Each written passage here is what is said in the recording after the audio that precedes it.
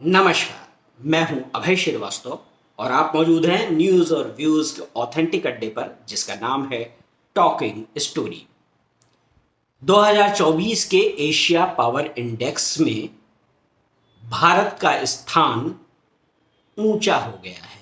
भारत ने Australia, Japan और रूस को पीछे छोड़ दिया है। इस इंडेक्स के मुताबिक भारत और चीन और अमेरिका के बाद नंबर 1 पर अमेरिका है, नंबर 2 पर चीन है। इसके बाद भारत दुनिया का तीसरा शक्तिशाली राष्ट्र है। सुखद संयोग देखिए, जब ये एशिया पावर इंडेक्स का सूचकांक पब्लिश हुआ उस समय भारत में जम्मू कश्मीर का शांतिपूर्ण चुनाव हो रहा है। जम्मू कश्मीर में ऐसा पार्टिसिपेटरी चुनाव 1987 से लेकर अब तक पहले कभी नहीं हुआ था। इस चुनाव के पहले तक इस तरह का चुनाव पहले कभी नहीं हुआ था। शांतिपूर्ण, निष्पक्ष, हिंसा रहित। 1987 के चुनाव में जम्मू कश्मीर, वो जो चुनाव था वो पूरी तरह रिग्ड माना गया था और उसी के बाद जिस तरह का माहौल बना, विशियस साइकिल ऑफ आतंकवाद, उसमें फंस गया जम्मू कश्मीर। और जम्मू कश्मीर में क्या हुआ हम सब जानते हैं, लेकिन वो दौर बीत गया है। वो दौर बीत गया है। ये जम्मू कश्मीर का आज का चुनाव बता रहा है, आज का वहां का माहौल बता रहा है। आप यकीन मानेंगे, जमात इस्लामी, वो संगठन जो आर्टिकल 370 को अपने जीने मरने का प्रश्न बताता है, वो संगठन जो आज़ादी की बात करता रहा है, वो संगठन जो कश्मीर के लोगों को, युवाओं को भड़काता रहा है, वहाँ हिंसा फैलाता रहा है, आज उसके समर्थित निर्दलीय उम्मीदवार वहाँ आर्टिकल 370 की बात नहीं कर रहे हैं। वहाँ किस चीज़ की बात कर रहे हैं? वहाँ कश्मीर के स्थानीय मुद्दों, बिजली, सड़क, पानी, नौकरियां, इन सब चीज़ों की बात कर रहे हैं। यानी जम्मू कश्मीर के हालात बदले हुए हैं। कम से कम ये चीज़ चुनाव के माध्यम से वहाँ दिख रही है और वहाँ दिख रही है। इसको कोई छुपा नहीं सकता, इसको कोई झुठला नहीं सकता। ऐसा क्यों हुआ? ऐसा इसलिए हुआ क्योंकि नरेंद्र मोदी ने बीते 10 साल में भारत को ऐसा शक्तिशाली राष्ट्र बना दिया है जिसको पाकिस्तान जैसे पिद्दी देशों के आतंकी, उनके पाले पोसे आतंकी, पाकिस्तान का एजेंडा प्रभावित नहीं कर सकता, भारत को रोक नहीं सकता। जम्मू कश्मीर के इस चुनाव में भारत ने 15 विदेशी राजनयिकों को ऑब्जर्वर के तौर पर चुनाव प्रक्रिया देखने के लिए आमंत्रित किया। जिस जम्मू कश्मीर में अभी भी बुरहान वानियों के मानस पिता, माता, भाई, बहन वहां अभी भी पनपते हों, सांस लेते हों, वहां डंके की चोट पर स्वतंत्र, निष्पक्ष, बेझिझक, बेधड़क चुनाव कराने का मादा सिर्फ नरेंद्र मोदी के नेतृत्व वाले भारत का ही हो सकता है।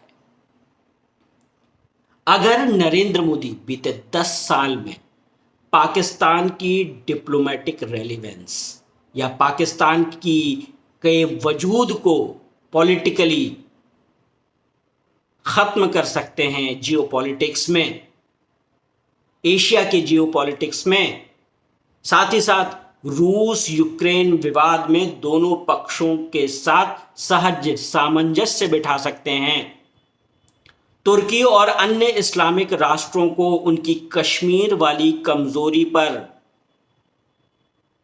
शांत रहने या बस रिटोरिक के बाद मुंह सिल लेने को मजबूर कर रहे हैं, तो ये एक बड़ी उपलब्धि है। और यही वो उपलब्धि है जिसने जमात इस्लामी के समर्थित निर्दलीय उम्मीदवारों को मजबूर किया है कि वो 370 की बात ना करें, वो बात करें जम्मू कश्मीर के स्थानीय मुद्दों की। एशिया में चीन पहले से एक शक्तिशाली राष्ट्र के तौर पर उपस्थित है और अब इसके बाद नरेंद्र मोदी के दौर के भारत ने एशिया को नया यूरोप बना दिया है। नया यूरोप कहने का मतलब उस दौर का यूरोप, जब 20वीं सदी का यूरोप, जब यूरोप एक it was calling shots in the diplomatic arena around the world. लेकिन अब यूरोप कमजोर हो रहा है, तो इधर एशिया में नरेंद्र मोदी की पावर भारत को मजबूत कर रही है।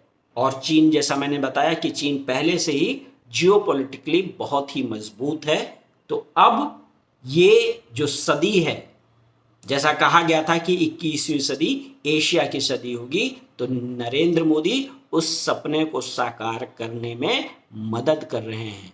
और नरेंद्र मोदी का भारत आज हर दिन अपने आप को री इन्वेंट कर रहा है, भारत दिशा दिखा रहा है।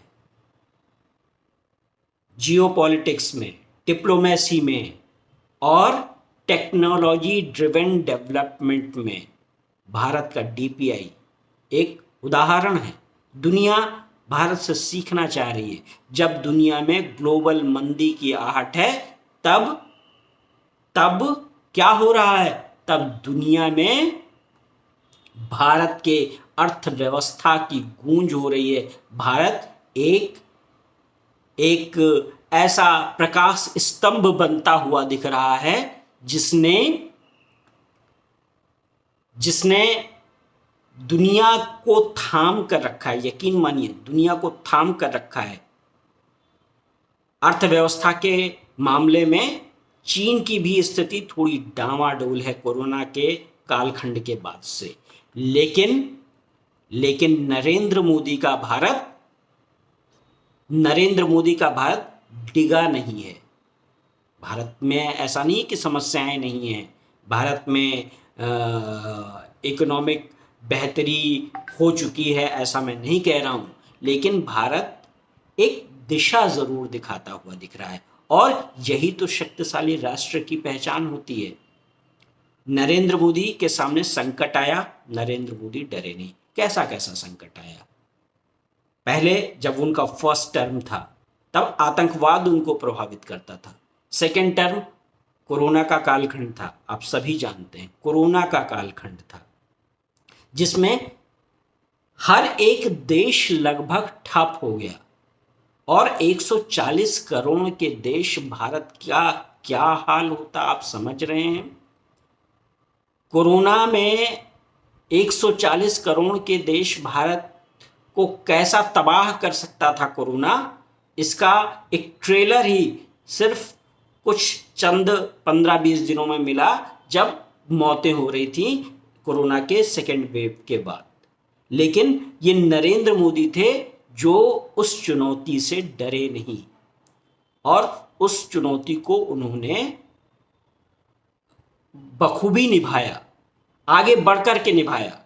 और जब कोरोना की वैक्सीन आ गई, तो कोरोना की वैक्सीन, आप सोचिए 140 करोड़ के देश को मुफ्त टीका लगाना कोई छोटा मोटा काम है? कुछ दिनों तक आप जिन लोगों की को भूल हो रही हो या नहीं समझ पा रहे हो, याद नहीं हो, उन्हें मैं बता दूं कि जब ये कोरोना की वैक्सीन आई, तब राजनीति तो बहुत हो रही थी। तो राजनीति में कुछ दिन ये था कि राज्य, वो क्रेडिट लेने वाली बात थी ना, राज्यों की ये हो रहा था कि भाई राज्य खुद टीका लगाएंगे, उसमें केंद्र केवल फैसिलिटेटर होगा, इनिशिएटिव राज्य लेंगे। लेकिन उस समय क्या हुआ था?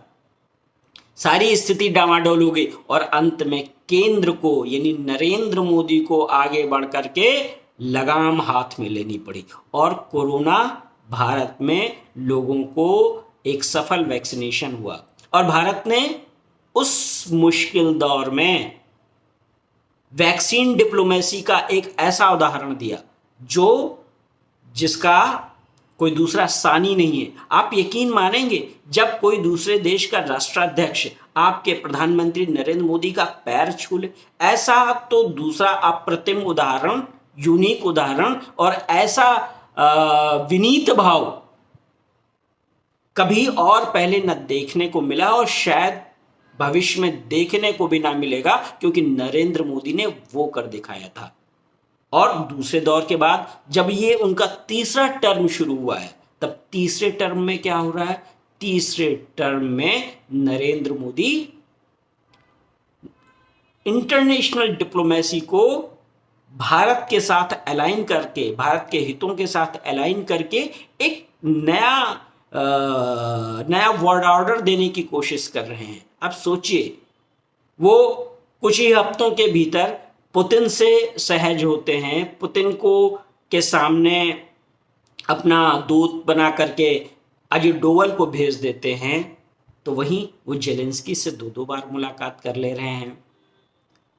वो फिलिस्तीन के महमूद अब्बास से मिलने ले रहे हैं, लेकिन इजराइल के साथ दोस्ती जिंदाबाद है। पाकिस्तान का अब कोई नाम लेवा नहीं बचा। आप यकीन मानिए, आप सोचिए कि क्या होता था।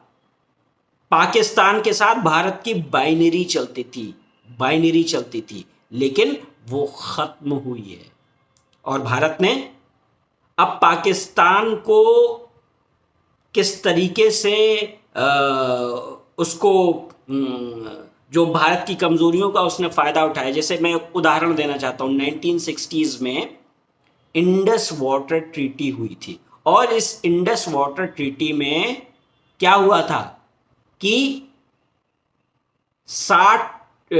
80% पानी, लगभग 80% पानी पाकिस्तान को मिल रहा है उस ट्रीटी के मुताबिक, और 20% पानी भारत को मिल रहा है। यह भारत की भलबन साहत है कि 3 युद्ध हो गए, करगिल संघर्ष हो गया, इतने संकट आए, आतंकवाद का दौर आया और पाकिस्तान अभी भी उससे बाज नहीं आया है, लेकिन इस इंडस वाटर ट्रीटी पर ब्रेक नहीं लगा। लेकिन अब नरेंद्र मोदी क्या कर रहे हैं? अब नरेंद्र मोदी कह रहे हैं कि इस इंडस वाटर ट्रीटी को नए सिरे से नेगोशिएट करना पड़ेगा। इंडस वाटर ट्रीटी में जो भारत के साथ पक्षपात हुआ था, वर्ल्ड बैंक मीडिएटर था 1960s में, और वर्ल्ड बैंक ने एक ऐसी ट्रीटी करा दी थी जिससे भारत एक तरीके से ये समझ लिए प्रो पाकिस्तान ट्रीटी थी, फिर भी भारत उसका पालन करता रहा था, क्योंकि भारत अंतर्राष्ट्रीय नियमों को मानता है। भारत अभी भी नहीं कह रहा है कि हम पाकिस्तान को प्यासा मार देंगे। भारत चाहता है कि इंडस वाटर ट्रीटी रीनिगोशिएट हो, क्योंकि कई समस्याएं हैं। एक तो ये जो भारत के साथ पक्षपात हुआ, दूसरा क्या है, इंडस वाटर ट्रीटी 1960s की ट्रीटी है। तब की डेमोग्राफी अब की डेमोग्राफी में अंतर है। तब के क्लाइमेट कंसर्न जो थे वो लगभग अननोन थे। आज क्लाइमेट चेंज का असर पूरी दुनिया पर है और भारत पाकिस्तान इससे अछूते नहीं है। और ऐसी कंडीशन में भारत के किसानों का हक, या भारत में जो हाइडल प्रोजेक्ट हैं कश्मीर में जो है बिजली की ज़रूरतें हैं, उनको अनदेखा नहीं किया जा सकता। और नरेंद्र मोदी इसीलिए भारत की सरकार ने ऑफिशियली पहले 2023 में उनको एक मॉडिफिकेशन का नोटिस भेजा, और 2024 में अभी रिसेंटली भारत ने रिव्यू एंड मॉडिफिकेशन का नोटिस भेजा है। और ये इस बार जो 2024 का नोटिस है वो नोटिस बहुत ही अहम है, और ये इंडस वाटर ट्रीटी जो हुई थी 1960s में, उस ट्रीटी के ही एक क्लॉज के आधार पर कि हम इसको रिव्यू कर सकते हैं, उस क्लॉज के तहत भारत ने रिव्यू एंड मॉडिफिकेशन का नोटिस भेजा है। यानी कि भारत ये इंटेंट दिखा रहा है कि इंडस वाटर ट्रीटी अब रीनिगोशिएट होगी तो जो पाकिस्तान को दोनों हाथों में लड्डू मिल गया था ना, वो नहीं होगा। अब भारत के हितों की भी रक्षा होगी। तो इस तरह से मैं जो ये सारी बातें बता रहा हूं, मैं बता रहा हूं कि नरेंद्र मोदी किस तरीके से एक शक्तिशाली भारत की नींव रख चुके हैं, और उस शक्तिशाली भारत की नींव अब भारत के हितों और साथ ही साथ ग्लोबल मुद्दों पर वर्ल्ड ऑर्डर में एक एक मतलब एक रास्ता दिखा रहा है, एक नई शुरुआत कर रहा है। और ऐसे में जो मैंने और भी उदाहरण दिए कि जम्मू कश्मीर का सफल चुनाव है, या भारत में ही जो आतंकवाद की समस्या थी, आए दिन छोटे छोटे बम विस्फोट हो जाते थे, छोटे या बड़े विस्फोट भी हो जाते थे। 2008 का मुंबई टेरर अटैक हुआ था, मतलब उस दौर में तो अहमदाबाद, वाराणसी, दिल्ली, कितने ही ब्लास्ट हुए, लेकिन वो स्थिति अब खत्म हो गई है। वो स्थिति अगर नहीं भी खत्म हुई है तो उस पर नियंत्रण है, और ऐसा कठोर नियंत्रण है कि अब भारत को आतंकवाद से प्रभावित करने वालों की, ऐसा सोचने वालों की खैर नहीं होती है, और वो अपने मकसद में कामयाब नहीं हो रहे हैं। ये शक्तिशाली भारत की एक तस्वीर को दुनिया के सामने रख रहा है। और जैसा मैंने कहा कि नरेंद्र मोदी एशिया में भारत के इस प्रादुर्भाव से एक नया वर्ल्ड ऑर्डर लिख रहे हैं। आपको मेरी ये एनालिसिस कैसी लगी मुझे ज़रूर बताएं। आप मेरे चैनल को सब्सक्राइब कर लें, बेल आइकन दबाएं, इस वीडियो को लाइक करें। आप इस वीडियो पर कोई कमेंट करना चाहते हैं समर्थन में, बहुत अच्छी बात है, समर्थन में कमेंट करते हैं, और कोई नया पक्ष या पहलू जो मुझसे छूट गया वो रखते हैं, आपका स्वागत होगा। मेरे दर्शकों की भी कुछ ज्ञान सुधा मिलेगी। और अगर आप विरोध करते हैं, आपको मेरी बात से असहमति है, तो भी आप अपनी बात रखें, आपकी असहमति का सम्मान होगा। और आपकी असहमति से अगर मुझे कुछ नया सीखने को मिलता है, या मुझे लगता है कि उस पर आपसे इंटरेक्शन करना चाहिए, तो मैं ज़रूर करूँगा। आप मुझे इस ऑथेंटिक अड्डे टॉकिंग स्टोरी के माध्यम से आप तक खबरों की ऐसी एनालिसिस का मौका दें जो आपको शायद कहीं और नहीं मिले। धन्यवाद, नमस्कार।